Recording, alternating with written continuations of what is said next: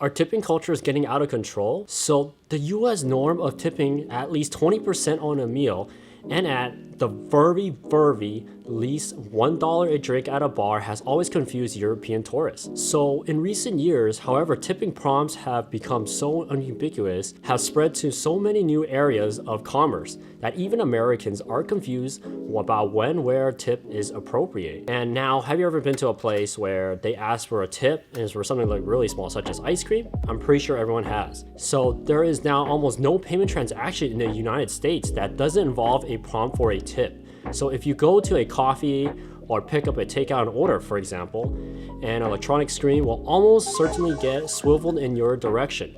So asking you that you want to add a 20%, a 25%, or even a 30% tip. And egregious, sometimes they even force the tip upon you. That was back in the pandemic, and it only happens in certain cities. But the more confusingly, however, if you go to a local convenience store to buy, let's say, a pint of milk or a pack of crisps, the chances of you see a tip on your screen pointed at you, you are even prompted to leave a tip on even some self-checkouts, which is absolutely crazy. Now, according to a Forbes article, it states that employees should be paid more instead of paying tips. Because if you look at Asian countries themselves don't have this issue. For example, look at Japan. Japan itself, they're not a non-tipping culture. They find that to be rude. So in this case, according to this article, why you just pay employees better and maybe charge less taxes? But that is for the politicians to make. And unfortunately, us plebs don't have to make this decision. That's how it is. Despite the negative reviews on tipping culture, Americans are among the best tippers in the world because it's basically ingrained into us. Customary standards are that you should tip around 15 to 20% of the bill. Most people in the service industry are paid less than the minimum wage, which is generally low to begin with, and workers rely upon tips to enhance their low pay. So one of the reasons why tipping has become a major topic of conversation is because tipflation. So this means that the rapid increase in restaurants, you got stores, you got shops, supermarkets, cafes, airports, and many other establishments are implementing digital payment checkout systems that prompt customers to select the gratuity rate, which sometimes exceeding 30%. I mean, if you go in a high-end restaurant, they ask for it, I can see why, because they provide that service. But this creates an uncomfortable interaction with a sense of pressure being exerted. So this really kickstarted when the pandemic played a role in tipflation, as individuals generously tipped to support the service industry workers facing financial challenges. These frontline workers are responsible for, let's say, grocery shopping and meal delivery through apps receive increased tips. So this trend persists into today. And of course, the economy and business changed, and I believe this should change too. So tipping has become more ingrained in our culture to the point that customers feel obligated to tip, even when the service is subpar or zero labor took place. So this creates an expectation for gratuity regardless of the quality of service. For the best example, you go to ice cream stores. They just scoop you on ice cream, maybe they hand you water and they ask for a tip.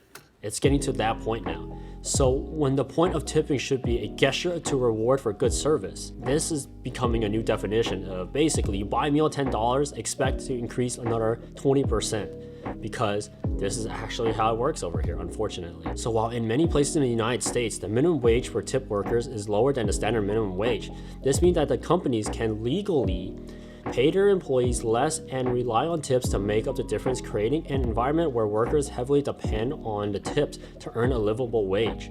So tipping has the potential to create income gaps among workers, favoring certain service industries like restaurants over others, such as fast food establishments. The wait staff might end up earning more in tips than their colleagues responsible for cooking and cleaning, resulting in an uneven income distribution in the workforce. And this also applies to different types of industries. So besides cooking in restaurants, you can look at places where you buy expensive materials. For example, you look at the fashion industry. Fashion industry, they get paid a lot more. You get paid minimum wage, but they get paid by commission. They add that on top of it.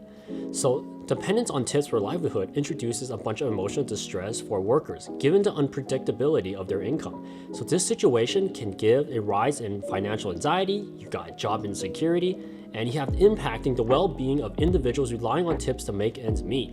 That's why you should ask yourself, do you think that tipping is getting out of control? So tipping has its positive aspects. Certainly workers, especially in industries with generous tipping norms, may have the chance to earn more than, let's say, your standard fixed wage in this case.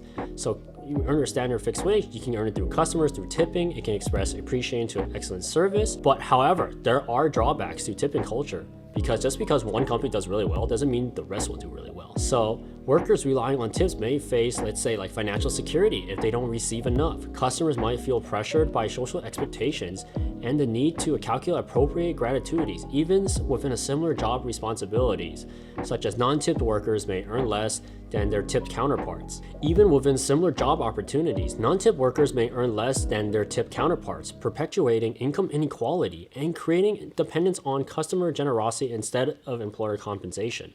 So there's a fine balance in act here, and right now this balance is being broken again.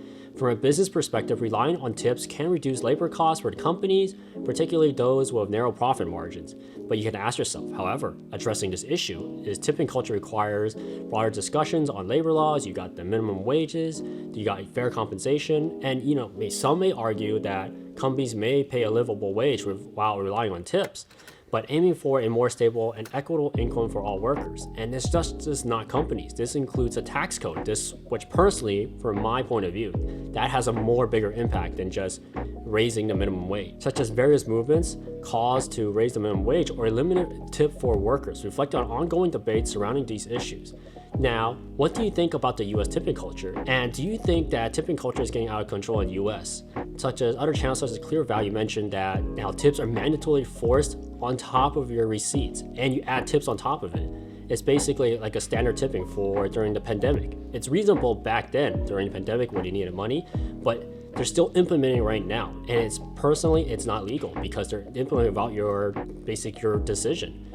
And in my case, how do you solve this problem? I personally think that basically the policies is the one that really affects how workers earn and keep their money. You can make the money, but it doesn't matter if you earn, let's say you raise the minimum wage and taxes go up, your income and inflation, your products and services you're trying to buy goes up, your food goes up, everything else goes up. Then increasing the minimum wage doesn't solve that problem. So let me know what you think. Comment down below, make sure you click the subscribe button.